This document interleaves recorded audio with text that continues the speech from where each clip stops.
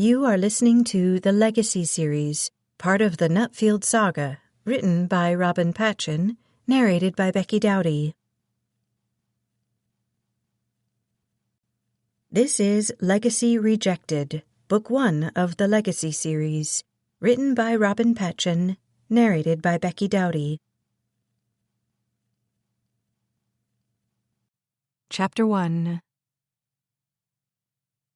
Ginny Lamont stepped onto her front porch and breathed in the sunshine. She loved everything about her new home. Even the cold New Hampshire winter had felt cozy and homey here. She'd built fires in her fireplace on particularly chilly nights, and it didn't hurt that when the roads were slick, she could bundle up and walk to the office and all the little shops and restaurants in downtown Nutfield. Winter had tried to nudge its way back in more than once this April, but spring in New England knew how to nudge right back. Today, warmth won the battle, and the birds were celebrating with song from the beautiful old maple in her front yard. She slid behind the wheel of her Toyota. It was too nice a day to stay inside, though the work there beckoned. Painting and updating her house took up most of her spare time.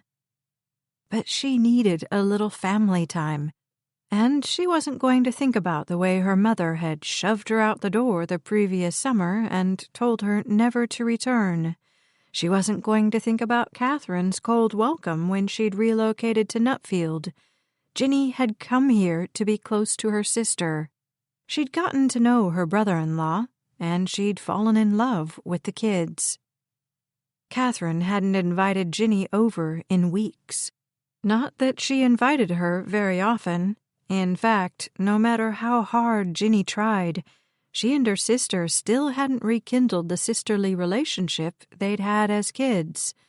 But today, Ginny was going to take a chance and stop by. It was simply too glorious a day not to share it with people she loved. Maybe today would be the day she'd break through Catherine's hard shell. Ginny picked up lunch at KFC, including a box of cookies for the kids.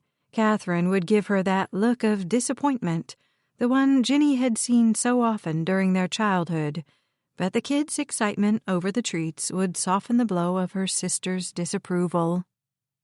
When Ginny turned onto their street, she had to maneuver around a giant moving truck in front of Catherine's house. Were the neighbors moving? She parked on the street behind a big silver Mercedes,